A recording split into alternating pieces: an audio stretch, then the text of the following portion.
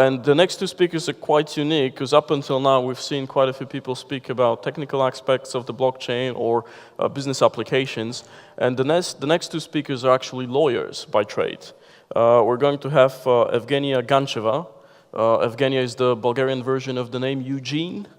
So Evgeniya is the founder of OneLegal.net, and she'll be speaking with her colleague Vassil Kostov, who is also working at OneLegal.net, looking at what are the legal implications of blockchain, how the law needs to change. So a unique perspective here. Welcome them with a round of applause. Thank you.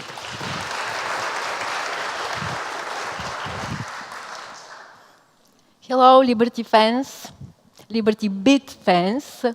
I'm happy to be here today. Liberty is in the air. Can you feel it? We're going to talk today on how the law and blockchain technology will interact. Okay, but first, let me to introduce OneLegalNet. Who are we? We are what we do. Simply said, we are legal innovators, which means we are legal professionals following the new trends in cutting-edge technologies and trying to track the legal problems associated with the implementation of this technology. We are a legal researcher, legal explorer, researching the digital transformation. We're going to present our views on how the blockchain and law will interact. Would it be they live happily together or something else? We strongly believe in the first option, and we'll give you strong evidences for this, because we are legals and always looking for evidences for everything. So, blockchain and law.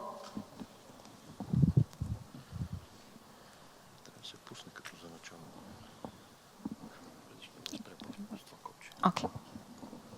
Are they compatible?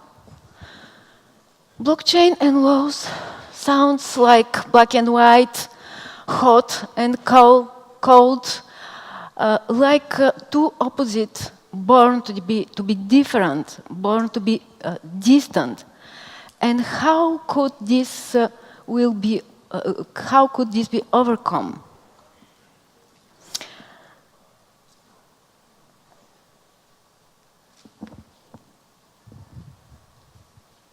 Okay. Blockchain is associated with free of centralization. It's a dream. The law, in opposite its centralization, symbolizes an order, a reality. This is the reality. And is it possible a creative symbiosis between them? I think for answering this question, we need to focus on in a comparison between them. They have something very common. They both are rules, system of rules, instructions. What is blockchain? It's a code. It's logical instructions. If something happened, something to be executed. Usually, this is interaction between person to person. What is law? Verbal instructions, system of rules for human behavior. If you do something, you will be fined or jailed or something. Usually, this is an interaction between institution and person. But blockchain could remake the institutions. How? Blockchain technology has a great potential to enhance, to facilitate the legal process by managing costly legal procedure, by removing huge paperwork work and documentation.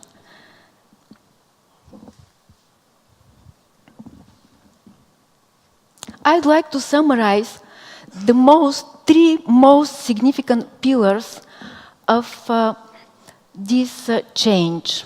The first pillar is uncertainty. We all know what a huge problem is not knowing who you deal with, and the possible solution is a distributed ledger.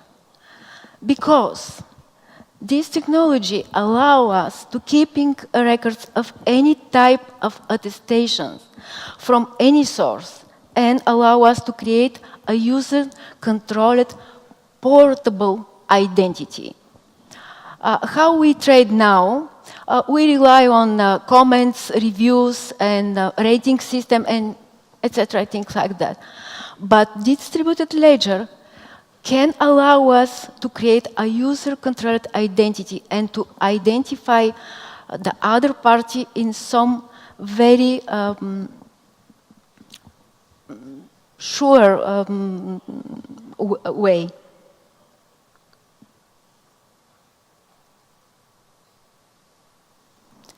The second pillar is related to asset tracking. Many speakers before me talk about the huge possibility that blockchain infrastructure propose for us for tracking assets. What we have now, we have Internet of Things. The network of connected devices, buildings, vehicles, and other assets embedded with software, sensors, electronics in connectivity that enable to exchange data, to collect data between them. And the blockchain allow this infrastructure to be implemented, and we can create a shared database, a shared reality. The third pillar is reneging on deals. You know, reneging on deals can cause huge problems, leading to significant losses. And smart contracts can give us a very good solution for resolving these problems. Because blockchain gives us a technological capability of creating records of human exchange of all kinds of physical and digital assets, even of our personal attribute in a totally new way. So, anything that could be, everything that could be connected in internet could be a party of transaction and could be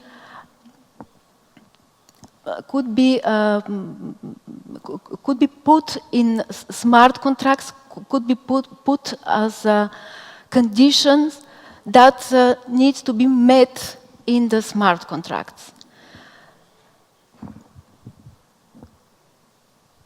So let's get back to the main point, blockchain and law. Yes, they can live together. In fact, they do live together. And we give you the evidences. The evidences comes. Here ends my part of our presentation. And let me introduce my colleague, Vassil Kostov. He will talk about blockchain and legal transformation. Thank you. Okay. Thank you, Jenny. Hello, everyone. I'm happy to be here. Let's get right to the chase. As many before me already said, I think that soon enough it will be safe to say that there won't be any industries left in the world of business that haven't been affected in any way by blockchain technology. And the same thing applies to law. Apart from the traditional applications of blockchain and finance and payments, I think that it can be used in areas such as authorship and intellectual property rights, ownership in real estate, personal data storage, document authorization, healthcare, public records, and etc. The secure, immutable, and transparent nature of blockchain will allow attorneys to record and authenticate many types of legal matters by tracing ledger-based activities, including property records, court records, funds transfers, chains of custody, contracts, and even legal opinions. And the following examples illustrate the broad impact the blockchain could have in the legal industries. I think that a good place to start is by comparing smart contracts to their legal counterparts. Traditional legal contracts still have to be drafted, which in most cases requires putting physical signatures on original documents. The whole process of drafting the contract and preparing the whole documentation takes a significant time to accomplish. And blockchain technology holds the key to digitalizing this process by introducing smart contracts. These smart contracts could potentially be created and executed directly between the parties with little to no lawyer involvement. In blockchain terms, a smart contract is a coded program that contains the terms of agreement and certain triggers which allows the provision of the contract to be carried out upon notification. For example, the delivery of an asset or a service, or even a shipment of goods, or other promised completion of service can automatically trigger a payment or other exchange defined in the contract. In addition, blockchain could provide a decentralized ledger that stores and replicates documents, contracts, and agreements, giving them a certain security and immutability. One of the most obvious use cases of blockchain could be in the sector of real estate.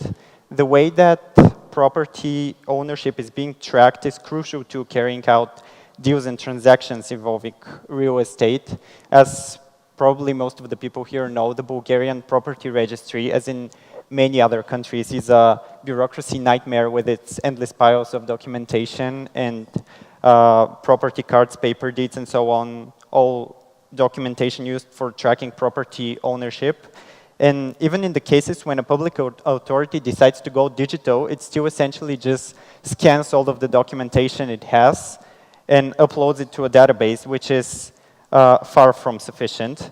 And this poses a significant problem, especially in developing countries, which have less infrastructure to protect individual property rights, and disputes are prevalent.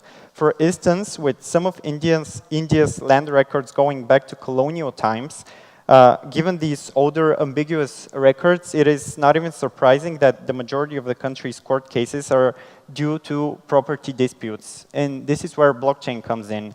A publicly available blockchain ledger can provide reliable records of property titles, deeds, and ownership changes as they occurred. Property owners, banks, insurance companies, and municipalities would all have access to clean records of ownership and title transfers, reducing future title search time and increasing transparency. As with real estate, blockchain can provide indisputable records for intellectual property rights on patents, trademarks, designs, and copyrights. The law has struggled when it comes to protecting intellectual property in the digital age, including images, audio, and video files. Artists and musicians attempt to protect their work, but too often it gets used without their permission, and royalties do not get paid from audio streaming services who struggle with profitability. And one of the most obvious applications of blockchain technology is as a registry of IP rights to catalog and store original works. For example, in Bulgaria, as in many other jurisdictions, copyright is unregistered and comes into existence automatically upon creation of an original qualifying work. This means that unlike registered trademarks, for example, which can be recorded and viewed on various registries around the world, there is often no adequate means for authors to catalog their works, which makes it almost impossible for them to stop infringement or to make the most of monetizing their works. Using blockchain as an IP registry may help give clarity to copyright authors, owners, and users. A ledger showing who owns what, who is an authorized licensee, and so on, would enable everyone in the supply chain, including consumers and customs authorities, to validate a genuine product and distinguish it from a fake. Blockchain ledgers holding IP rights information allow for authentication since they can record objectively verifiable details about when and where products are made, and details about their manufacturing process and the materials used in the production. Yeah. Another potential use of blockchain could be the adding of scannable blockchain tags or tamper-proof seals or imprints of some sort, which could play an important role in fighting counterfeit trading. Another popular use case for blockchain could be using blockchain as a means for document authorization. Currently, notary publics are used to confirm and verify signatures on legal documents, such as deeds and contracts. Using blockchain technology, these documents can be preserved digitally as part of a digital ledger. Several startup companies already offer notary services, actually, using blockchain technologies. And these services accept an uploaded document, hash it, and provide a timestamp or some sort of a digital fingerprint of the document, which validates its date, time, and authorship, and could be independently verified. Blockchain can also help public authorities digitalize existing records and manage them within a secure infrastructure, allowing them to make some of these records smart. Government agencies could create algorithms to allow blockchain data to be shared between parties once predefined conditions are met. Blockchain application in this area might secure and streamline the management of birth and death certificates, driver's license records, education certificates and degrees, professional licenses, and so on.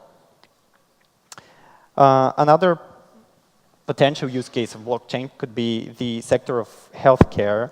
However, blockchain does not automatically provide full protection. I think that time is limited, maybe. 3 or 4. Please continue. It's fascinating. I don't want to cut it short. Okay. Okay, I'll try to wrap it up. However, as we already know, blockchain does not automatically provide full protection to confidentiality or unauthorized access to information stored on it. And in most healthcare cases, there is a lot of sensitive data and information involved. In the extreme cases of public blockchain, all information stored on the blockchain is visible to anyone who cares to look. While this may be suitable for certain public healthcare use cases, most healthcare use cases involve highly sensitive information that is vulnerable to abuse, and therefore access to this information must be strictly controlled and limited to authorized organizations and individuals only. GDPR. Yeah, as we already know. Several strategies are possible. One simple strategy is to put everything on the blockchain and figure out what to do with it afterwards, but that's not exactly smart.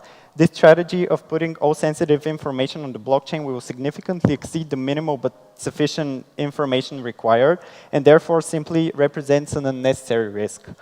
A better strategy for deciding what goes on the blockchain in terms of minimalizing risk is to take the use cases and the specific associated data required and store only that information and no more. Blockchain could also be used to improve the criminal justice system with the help of a distributed ledger.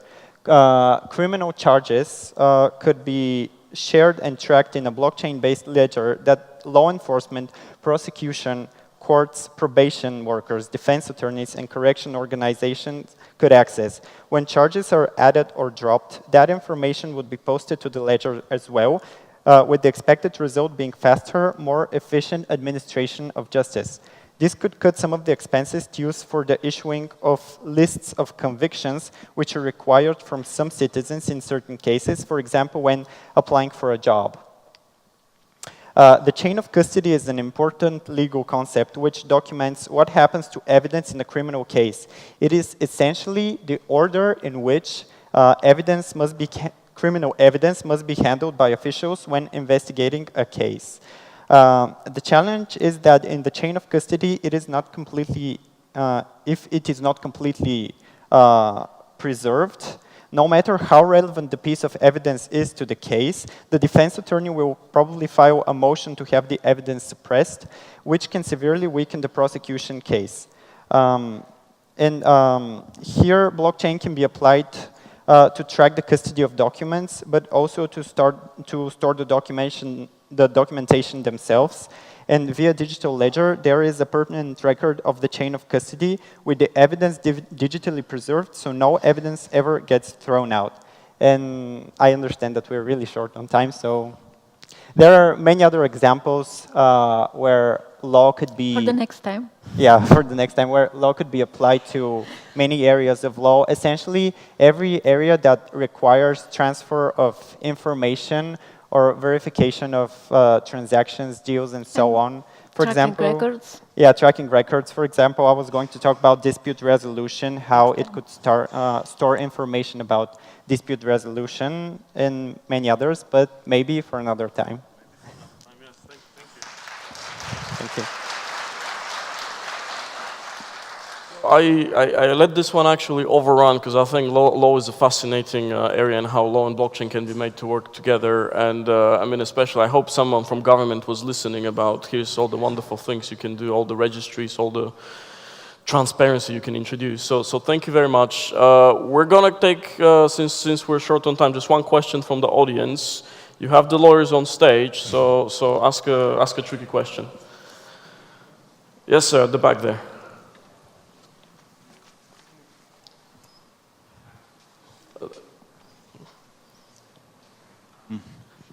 This is not on. Oh, okay, it's on. So, hello, and it seems I'm the black sheep always asking the question. Sorry. My question is, at one point you mentioned that there are some countries where notary operations could be like bypassed because they don't have enough infrastructure to keep that and operate it properly. Are there any actual instances of that? And because that could serve as some kind of evidence that blockchain can actually be used for, and not only some use case for a case which might not actually happen. Mm-hmm.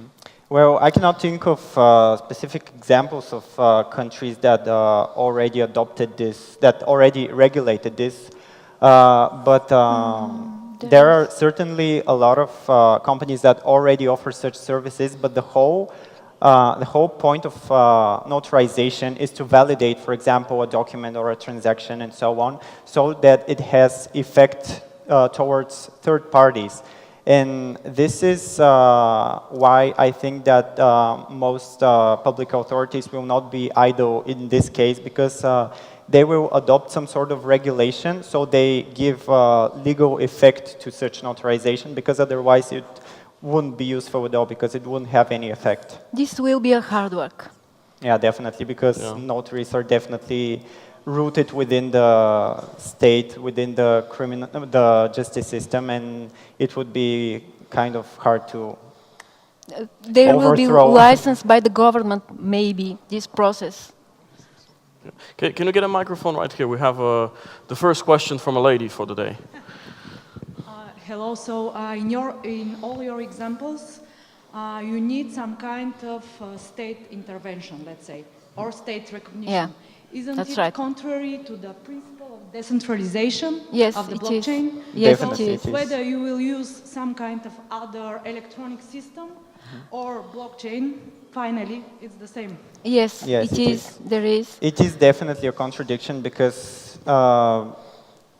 at the end of the day, blockchain was developed as something to eliminate third parties, including the state. But in order to give, to recognize legally all these, for example, registries and notarization processes, I think that That is why we talk about creative symbiosis, living in creative symbiosis.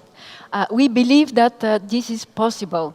And But let's I see. think that, We'll I personally see. believe that state intervention is inevitable. Absolutely. Because if avoiding state and government observation, we go directly to chaos. Chaos, yeah, we don't want chaos. So thank you very much.